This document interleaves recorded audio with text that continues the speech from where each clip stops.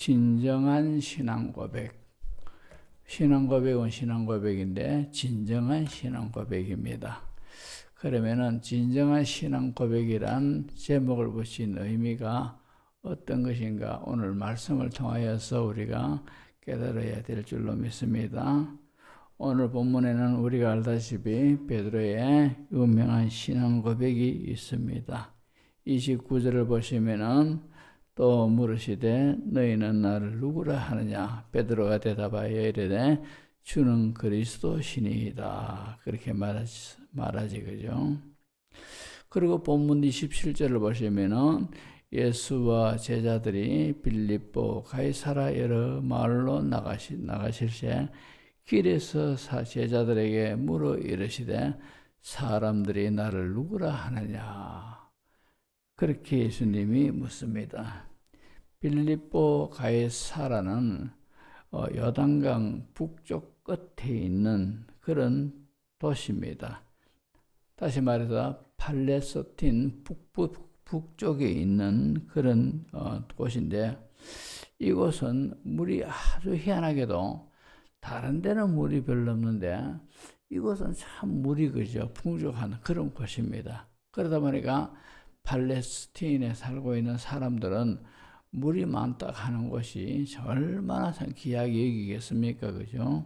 그러니까 이 빌립보 가이사라 이 지역은 로마 군인들이 휴양지로서 이곳에 많이 오기도 하고 또 퇴역한 군인들이 그 공로를 인정받아 가지고 이 빌립보 가이사라 도시에 별장을 지어가지고 노후를 그렇게 보내는 경우도 참 많습니다. 그만큼 그죠? 이곳은 물이 많은 곳이 많이 나는 그런 곳입니다. 근데 이 로마 황제가 이 빌립보 가이사라 이 도시를 그때 분봉왕으로 온 헤롯 유대 분봉왕으로 임명되어 온 헤롯 왕이지 않습니까? 그죠? 이 헤롯 왕에게 선물로 이 도시를 줍니다. 분봉왕이라 하는 것은 그 지역을 다스리는 왕을 분봉왕이라, 그죠? 나눌 분자 이라도 분봉왕. 그것을 다스리는 그런 도시의 그런 왕인데, 근데 그래서 헤롯 왕의 통치 후로 이 헤롯 왕에게 이 도시를 특별히 황제가 하사하다시피 준 곳이다 보니까 헤롯이 다른 지역보다도 이 빌립보 가이사라 이 도시에 신경을 더 많이 썼습니다. 그러다 보니까 이 도시는 자연적으로 비약적으로 발전을 했고 그러던 중에 이 헤롯이 죽고 그의 아들 헤롯 빌립에게 이제 분봉 왕권이 넘어갑니다. 그러다 보니까 이 황제로부터 정려받은 이 도시도 자연적으로 빌립 헤롯에게로 헤롯 빌립에게 정려가 되지 그죠? 그때 이 헤롯 빌립은 로마 황제로부터 이 도시를 하사받았다라는 그런 뜻에서 이 로마 황제를 가리켜서 가이사라 하지 않습니까? 그죠? 가이사. 그리고 자신의 이름 빌립. 그렇게 해서 이 도시 이름을 빌립보 가이사라. 그렇게 명명을 했습니다. 해서 이 가이사라 빌립보 이 도시 이름이 그렇게 지어진 겁니다. 그만큼 이 도시는 왕의 관심이 집중되어 있는 곳이고 거기다가 이 도시는 바알 신전이 아주 성행을 했고 또 판신이라는 그런 우상이 있었고 우상 신전이 이곳에 또 우뚝 지역이 높은 곳에 또 웅장하게 서 있었다고 합니다. 이런 우상과 황제의 도시라 불리는 이 도시 한가운데서 예수님이 제자들에게 물으시는 거라요. 세상 사람들이 나를 누구라 하느냐. 그죠? 황제의 권위가 가득한 이곳, 그리고 우상이 가득한 이 도시 한가운데서 예수님의 제자들에게 세상 사람들이 나를 누구라 하느냐. 참 그렇게 그저 묻는 것이 아주 의미가 있지 않습니까? 그죠? 이곳에서. 마치 로마 황제가 내 것인데 네한테 준다. 이렇게 해서 참 되어진 이 가이사라 빌립보. 우상이 가득한 이곳. 또 이 헤롯 빌립의 이름과 또 로마 황제 가이사가 이렇게 준 곳이래 가지고 가이사라 빌립보 이렇게 그저 명명했던 이 도시 한가운데서 예수님이 제자들에게 세상 사람들은 나를 누구라 하느냐 그렇게 묻습니다. 자, 그래서 28절에 제자들이 여짜와 이르되 세례 요한이라 하고 들어는 엘리야라 들어는 선지자 중에 하나라 하나이다. 그렇게 말을 합니다. 아마도 예수님에 관해서 설왕설래 말들이 많았던 것은 틀림없습니다. 왜 그런가 하니까 예수님은 광고마다 센세이션을 일으키셨고 그러다 보니까 모두가 다 예수님의 일거수일투족의 관심과 말들이 많은 것은 어쩔 수 없는 겁니다. 그래서 예수님이 권세 있는 말씀을 전하셨고 사람이 할 수 없는 그런 기적도 행하셨고 그죠? 하니까 저분은 정말로 그냥 흔히 자기들이 하는 말로 랍비는 아니다는 거죠. 그 이상이다는 거죠. 그러다 보니까 누구는 혹 그리스도가 아니냐 하는 그죠? 의구심도 가지고 있지만도 이 유대인들의 세계는 유대교가 이 모든 사람들을 다 정신을 사로잡고 있기 때문에 유대교의 지도자들이 의도적으로 예수님이 저분이 그리스도가 아니냐 하는 그런 말하는 사람들을 의도적으로 입막음을 해가지고 택도 없다. 그죠? 이런 식으로 1인자의 입을 막아버렸습니다. 그러다 보니까 랍비는 아닌 것 같고 하다 보니까 선지자다 이런 말들이 편만하게 퍼졌습니다. 그러다 보니까 사람들이 예수님을 가리켜서 들어는 세례 요한이라 들어는 엘리야라 그렇지 않으면은 또 다른 선지자 중에 하나다 그렇게 말하되이다 그렇게 대답을 합니다. 근데 우리가 기이한 것은 구약 성경에 수많은 선지자가 있었는데 등장을 하는데 왜 하필이면은 엘리야 선지자 또 선지자는 세례 요한까지니 성경이 그렇게 말씀하신 걸 볼 때 세례 요한도 선지자에 들어갑니다. 그러니까 왜 하필이면은 이 엘리야 그리고 세례 요한 이 두 사람의 이름을 거론하고 있습니까? 다른 선지자도 많은데 모세도 있고 그죠? 쭉 있지 않습니까? 그죠? 유명한 사람. 자, 그런데 왜 하필이면 이 두 사람이 거론되고 있느냐? 말라기서 4장 5절 6절에 보면은 이런 말씀이 있습니다. 보라, 여호와의 크고 두려운 날이 이르기 전에 내가 선지자 엘리야를 너희에게 보내리니 그가 아버지의 마음을 자녀에게로 돌이키게 하고 자녀들의 마음을 그들의 아버지에게로 돌이키게 하리라. 돌이키지 아니하면 두렵건대 내가 와서 저주로 그 땅을 칠까 하노라 하시니라 했습니다. 그러니까 여호와의 크고 두려운 날이 무슨 날이냐? 하나님의 심판의 날을 가리키고 있는데요. 이 심판이 있기 전에 말라기 선지자를 통해서 하나님이 내가 선지자 엘리야를 너희에게 보내겠다. 그렇게 그죠? 약속하신 그 말씀이 있습니다. 근데 유대인들을 하면은 구약 성경을 다 깨뜨려 보고 있습니다. 그죠?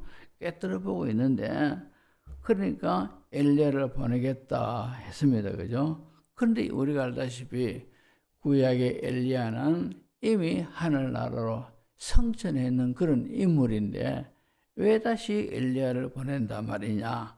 그죠? 왜 말라기서에서 이 말라기 선지자를 통하여 왜 엘리야가 심판이 있기 전에 다시 하나님이 그를 보내시겠다. 그렇게 말씀하시는 거 하니까 마태복음 11장 12절에서 14절을 보시면은 세례 요한의 때부터 지금까지 천국은 침노를 당하나니 침노하는 자는 빼앗느니라. 모든 선지자와 율법이 예언한 것은 요한까지니. 그러니까 모든 선지자와 율법이 예언한 것이 요한까지니. 그러니까 세례 요한이 선지자의 마지막 선지자다 이 말입니다. 만일 너희가 절기업 받을진대 오리라 한 엘리야가 곧 이 사람이니라. 그렇게 말씀하고 있습니다. 자, 그러니까 마지막 심판 때에 하나님이 말라기서에서 심판이 있기 전에 엘리야를 다시 보내겠다. 그렇게 말씀하셨고, 오늘 본문에서 14절에 만일 너희가 절기가 받을진대 오리라 한 엘리야가 곧 이 사람이라 세례 요한을 지목하고 있더라 이 말입니다. 자, 이런 말씀에 근거해서 지금 예수님이 그리스도는 아닐 것이고, 그렇다면은 하나님의 심판이 있기 전에 선지자를 보내겠다 하셨는데, 예수님이 선지자니까 세례 요한 아니면은 엘리야다, 그죠? 그렇게 사람들이 이 성경을 근거로 해가지고 그렇게 말들을 하고 있었습니다. 이 흔히 주석가들의 말에 의하면은 엘리야와 세례 요한이 그 삶이 매우 삶과 그리고 메시지가 매우 비슷한 점이 많다고 그렇게 합니다.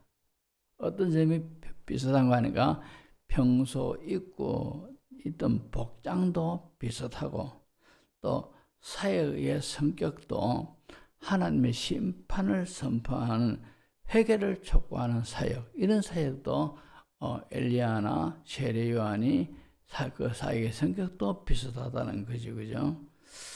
그래서 우리가 알다시피 세례 요한의 사명은 그리스도의 오시는 길을 예비하는 자로서의 사명입니다. 조금 전에 우리가 인용했던 말라기서에도 하나님의 심판이 있기 전에 엘리야를 보내겠다, 그죠? 그렇게 말씀했지 않습니까? 하나님의 심판이 뭐냐? 바로 예수 그리스도를 보내가지고 믿는 자는 구원받고 믿지 않는 심판이 임하는 그런 일을 말하고 있습니다. 그래서 엘리야도 이제 심판이 임박한 이때에 엘리야는 회개를 촉구하는 그런 메시지를 많이 했고, 세례 요한도 사역의 일성이 뭡니까? 회개하라, 천국이 가까웠느니라. 그러면서 주된 내용이 회개입니다.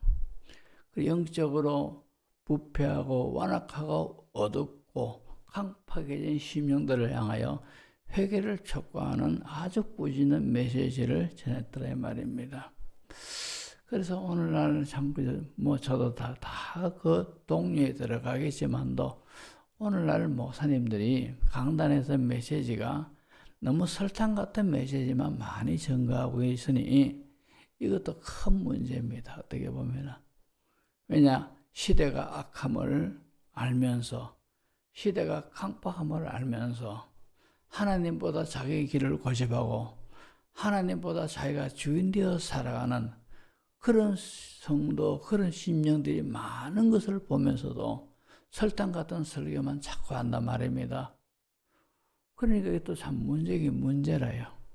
어떤 데는 정말로 심령을 찌르듯 한 그런 참 회개를 촉구하는 메시지도 필요한 겁니다. 소문에 듣기로 주기철 목사님 메시지가 정말로 듣는 이들의 심령을 칼로 째는 듯한 그런 메시지로 와닿았다, 그런 말이 있습니다. 그래, 그만큼 회개에 관계된 그런 메시지를 많이 전거했다 하는데, 오늘 보면은 참 설탕 같은 달콤한 그런 메시지를 주로 전거하고 있으니까 이것도 하나님이 참 정말로 이것도 말세 중에 한 현상일 것 같아요. 목사님들이, 말씀 전하는 사역자들이 그저 교회 부흥을 위해서 성도들의 어떤 구매에 맡기끔 하기 위해서 목회하는 이것도 말시의 현상 중에 하나인 것 같아요. 자, 그래서 세상 사람들이 나를 누구라 하느냐? 엘리야나 혹은 때로는 세례 요한이나 그리고 또 그 외에 선지 중에 하나라 그렇게 말을 했습니다. 자, 그러자 예수님이 묻습니다. 29절을 보시면은 또 물으시되 너희는 나를 누구라 하느냐? 그러니까 베드로가 대답을 하죠. 이르되 주는 그리스도시니이다. 이런 말을 합니다. 그죠?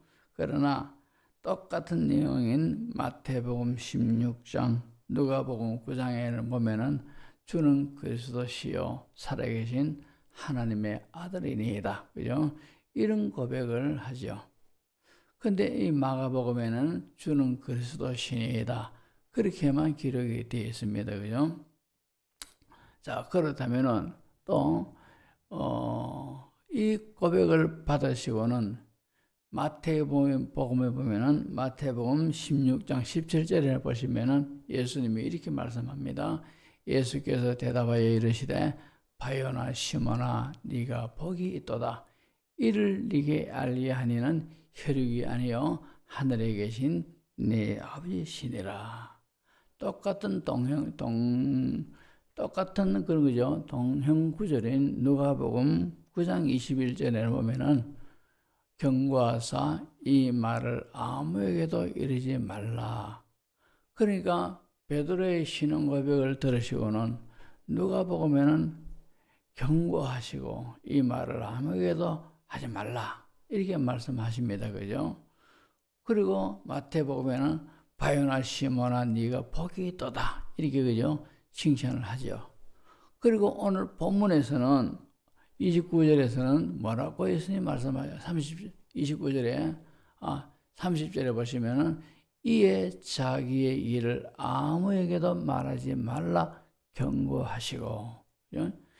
그러니까 이 내용이 마가복음의 내용이 누가복음하고 거의 비슷합니다. 근데 그러면 마태가 잘못된 것을 기록했느냐? 아니게 느껴집니다. 마태복음에 예수님이 바요나 시몬아 내게 복이 있도다 하신 것도 분명히 말씀하신 것 같아요. 하지만도 그러나 이 누가나 마가는 다른 각도에서 메시지를 이어가기 위해서 그것은 빼버리고 바로 경고하사 베드로의 신앙 고백을 예수님이 들으시고는 경고하사 이런 식으로 기록을 했다 이 말입니다. 이런 식으로 기록한 것은 아주 다분히 어떤 의미하는 바가 있습니다. 어떤 의미냐 하니까 여기 경고했다라는 이 말은요. 원문에 보면은 꾸짖었다 이렇게 되어 있습니다. 베드로의 이런 신앙을 예수님이 받으시고는 마태복음에 의하면은 예수님이 참 네가 바른 신앙 고백을 했구나 이렇게 칭찬을 했는 건 틀림없는 것 같아요. 그렇지만도 또 누가복음하고 마가복음을 연결해 볼 때 그 뒤에 예수님이 이렇게 칭찬하시고는 그 뒤에 베드로를 향하여 경고하사 꾸짖었다는 거죠. 그러면은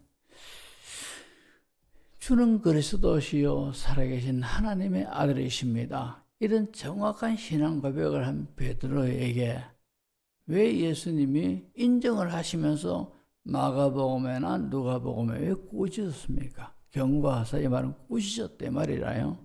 왜 꾸짖습니까? 그것은 그 뒤에 내용에 보면은 짐작할 수 있습니다.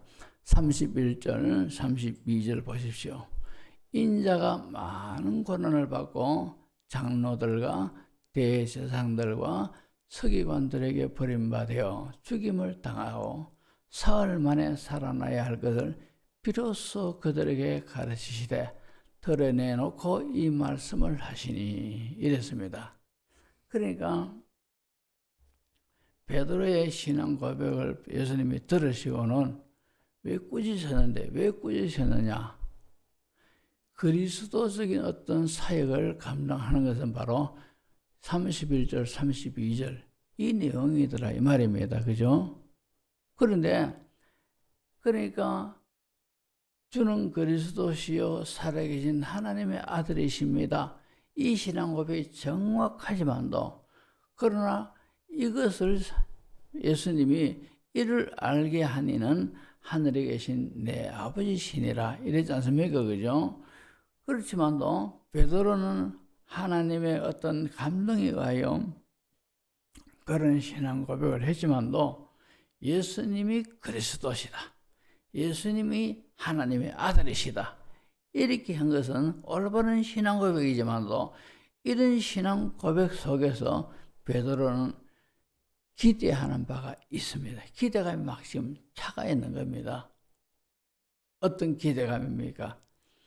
그리스도의 사역에 대한 오해, 하나님의 아들이라는 그 권세, 그리고 그리스도적 사역에 대한 오해, 이런 것이 배어 있는 가운데서 이 고백을 하고 난 다음에 그런 기대감을 가지고 있은 겁니다. 유대인들도 또 제가 보는 주간에 종려 가지를 흔들면서 호산나 호산나 외치는 사람들, 그죠? 다윗의 자손이여 호산나 하더라. 다윗의 자손이여, 예수님이 메시아인 것을 알고, 왜냐하니까 예수님이 다윗의 자손에서 오신다라고 구약에 예언되어 있으니까 이들이 다윗의 자손이여 호산나 우리를 구원해달라. 참 이 모든 외침이 정확한 겁니다. 그런데 이 구원해달라는 이 외침이 바로 세상적인 정치적으로 우리를 해방시키고 우리를 자주국가로 만들고 우리도 예수님을 왕으로 해서 살맛 나는 세상 한번 살아보자. 그죠? 그런 의미에서 다윗의 자손이여 호산나, 호산나가 우리를 구원하소서 이 말이거든요. 그죠? 바로 그런 의미에서 구원해달라고 이들은 외치고 있습니다. 그러니까 베드로가 지금 하나님의 감동에 의하여서 주는 그리스도시요 살아계신 하나님의 아들이십니다. 이 고백을 정확하게 했지만도 해놓고 난 뒤에 예수님께로부터 칭찬을 받습니다. 그러니까 이 고백이 옳다는 거죠. 그렇지만도 이 고백을 하고 난 다음에 베드로는 어떤 기대감이 있었다는 거죠. 여기에 대해서 예수님이 꾸짖은 거라요. 베드로의 신앙 고백이 옳았는데, 그런 옳은 신앙 고백했는데 꾸짖었단 말입니다. 바로 세상의 어떤 메시아적 사역, 이런 것을 꿈꾸면서 하니까 꾸짖은 거라요. 그 뒤에 예수님이 오늘 본문에 보면은 메시아가 즉 내가 자신이 십자가에 못 박아 고난당해서 죽게 된다, 이렇게 말씀하신 것은 바로 그리스도 사역은 이런 것이다. 너희들이 기대하는 그런 것하고는 다른 것이다. 이런 것을 말씀하시면서 말씀하시는 것과 연결해서 볼 때 베드로를 꾸짖은 것이 바로 어떤 의미로서 꾸짖었느냐 우리가 이해가 되지 않습니까? 이런 베드로의 올바른 신앙 고백을 해놔놓고 기대감을 갖고 있는 이 모습이 오늘날 우리 한국교회의 모습하고 굉장히 흡사한 것 같아요. 한국교회는 우리나라의 교회는 올바른 신앙 고백 위에 교회들은 다 세워져 있지 않습니까? 2단, 3단 빼고는, 그죠? 다 주는 그리스도시요 살아계신 하나님의 아들이십니다. 이 고백 위에 예수 그리스도의 이 보혈, 십자가 보혈 위에 교회는 세워졌는 겁니다. 섰지만도 그러나 이 메시아에 대한 신앙 고백을 하면서 세운 교회들이 오늘날 세상 영광, 세상 그 모든 것들을 기대하면서 교회는 세워졌고 교회는 그렇게 메시지를 선포하고 성도들은 그 방향을, 그것을 목적으로 하여 교회 생활에 그렇게 하고 있다는 말이죠. 물론 그야말로는 요단강 건너가지고 우리 만나자 하면서, 그죠? 하늘나라 본향을 향하여 외치지만도 그러나 정작 신앙의 모든 초점은 세상적인 어떤 그런 것에 더 많이 쏠려 있더라 이 말이죠. 이런 것을 주님은 꾸짖는 거라요.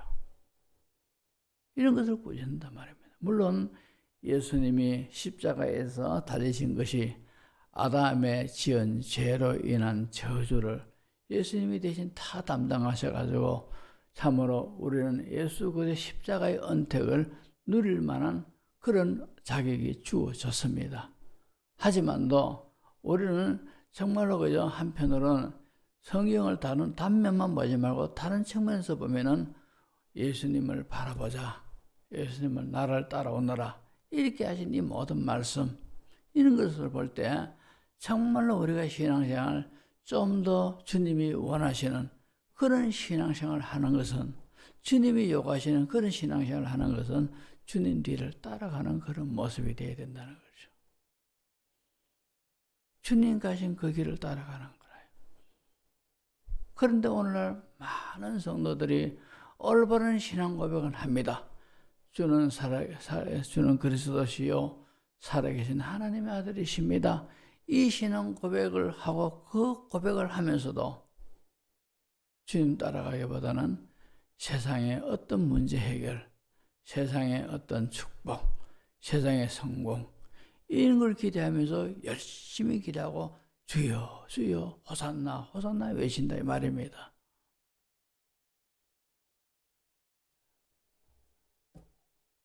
어제 새벽 기도는 보면은 디모데 전서에 이어가지고 디모데 후서를 이제 제가 강의를 하고 있는데 새벽 기도 오신 분들은 압니다. 참 사도 바울이 디모데를 얼마나 사랑하고 아끼고 그리고 디모데에 대해서 인간적인 그런 연민을 많이 느끼는 얼마나 느끼고 있는가를 우리가 알 수 있습니다. 아들 디모데야 이러면서 그죠? 아들 디모데 할 때는 얼마나 그 애정이 가득 담겨있는 그런 모습입니까? 근데 이 디모데에게 너는 복음을 위하여 고난을 받아라. 디모데에게 그런 말을 하는 거래요. 내가 너를 축복하느라 어디간에 목회 잘하고 성공해라. 이렇게 하는 것이 아니라 복음을 위하여 고난 받아라. 그렇게 디모데에게 고난 받을 것을 요구하고 있더란 말입니다. 디모데가 얼마나 사도 바울의 영향을 받았는 것 같으면 정말로 사도 바울이 갔던 그 길을 디모데도 걸어가기를 애를 썼고 얼마나 사도 바울 선생에 대한 존경하는 마음 그리고 정말로 저 사도 바울이 내 신앙의 멘토요 스승입니다. 이런 거죠 고백을 그가 했습니다. 그렇기 때문에 얼마나 오죽했는 것 같으면 오늘 새벽에 되겠듯이 바울이 로마 성박에서 처형을 당했지 않습니까? 그리고 그를 따른 사람들이 바울의 시신을 무덤에 이제 안장을 했습니다. 나중에 훗날이 돼가지고 디모데도 죽었는데 디모데가 유언을 합니다. 내가 죽거든 나의 시신을 사도 바울 선생 무덤 바로 밑에다가 나를 묻어다오 이랬는 거라. 그래서 성지순례 간 사람들이 바로 사도 바울의 무덤 바로 밑에 땅속에 바로 뭐 그냥 쭉 밑에 이 비탈진 그 밑에 이것이 아니라 땅 바로 사도 바울이 묻힌 여기 딱 묻혔다면은 요 밑에 열을 묻혔다는 거예요. 그만큼 그죠 영향을 크게 많이 받았어요. 이토록 사랑하는 디모데에게 바울은 복음을 위하여 고난받을 것을 권하고 있더라 이 말입니다. 오늘날 예수님이 빌립보 가이사라 한복판에서 세상 사람들이 나를 누구라 하느냐 너희들은 나를 누구라 하느냐 이렇게 물으심에 진정한 신앙 고백 이 고백을 주님은 우리에게 듣기를 원하고 계셔요. 진정한 고백 진정한 신앙 고백을 듣기를 원하고 계신데 말입니다. 베드로는 바른 신앙 고백했지만도 그러나 그의 모든 기대는 그 신앙 고백하고는 동떨어져 있더라 말입니다. 우리 주님은 한국교회 모든 교회들에게, 성도들에게, 또 우리 정문교회 우리 모두에게 너는 나를 누구라 하느냐, 그러면서 진정한 신앙 고백을 우리에게 주님은 듣기를 원하고 계신데 말입니다. 그래서 우리 모두가 진정한 신앙 고백을 할 수 있는 그런 신앙인, 그런 삶을 사는 우리 모두가 되어야 할 줄로 믿습니다.